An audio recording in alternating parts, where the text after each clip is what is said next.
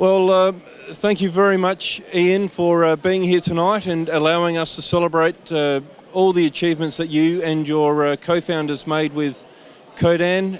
The speech that you gave was absolutely excellent, and I hope that you appreciate that the words that you said really did inspire a lot of people. In fact, the Swedish keynote, Magnus Melander, said they actually had he got a little bit teary in his eyes, just reflecting upon the achievements of somebody who maybe didn't quite know what he was doing when he got involved, but has really created so much value for so many people. So I just wanted to say thank you for all your efforts, Ian.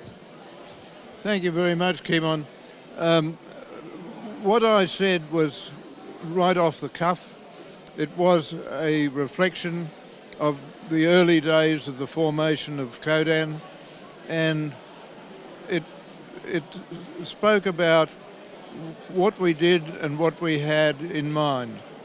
And as far as seeing the company where it is today as a public listed company, none of those thoughts were in our mind whatsoever.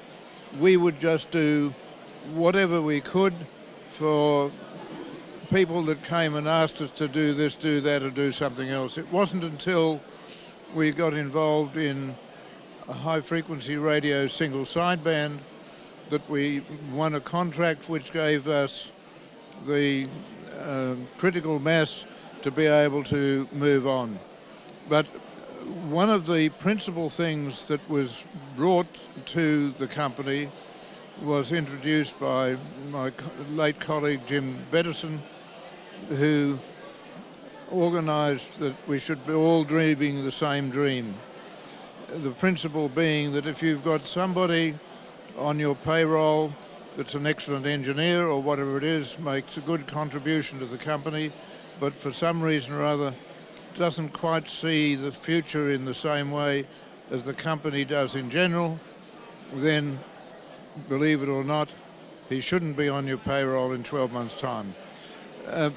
You need to have everybody in the team dreaming the same dream, and that's one of the significant requirements for a successful company to grow and work within its organisation to be different from the competitors.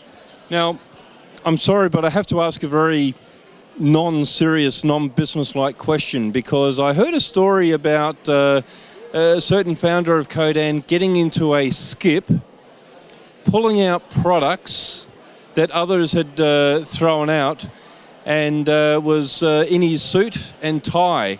Do you know who that may have been? I remember the circumstance. It's a long time ago. How did you know that they'd thrown them into the skip? Well, I had a look in the skip and I had a fit, because it seemed to me that it wasn't appropriate what was going on, and I found the only way to solve the problem was to deal with it directly, with what you might call a founder's responsibility.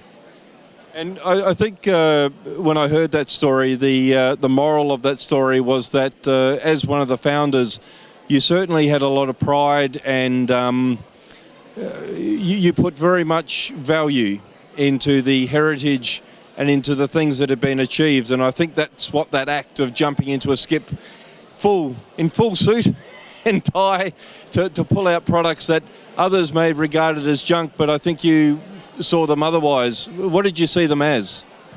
We saw them as components that were useful, and they didn't deserve to be going to the bin. I was angry, actually, at the time. I heard that. And I think if you're angry, you often do things that you wouldn't perhaps do if you sat back and thought about it for a long period of time. But it just seemed to be the right thing to do, and I think that the outcome was really satisfactory for all parties. Including the components that you rescued. Yes, of course. Well, thank you so much for your time, Ian. And again, thank you for being an inspiration and and for providing us with your insights and your wisdom. Thank you very much. Appreciate it. Thank you very much, Kimon. I appreciate the invitation to be here. I do feel greatly honoured for the award that I've been given as the second Hall of Fame member. Frank Seeley I've known for many years, and he was the first. We're good friends, and So that wasn't a problem that he was first? it wasn't a problem at all. I was quite happy about that. I don't take those sort of things to heart. I'm just honoured when people say, we'd like you to do this, or we think that you deserve that. And I accept the judgment of my peers, and I'm very grateful, and I'm just sorry that Jim Bettison and Alistair Wood were not with me to be able to share in the honour. Thank you very much. That's a wonderful way to close. Thank you, mate.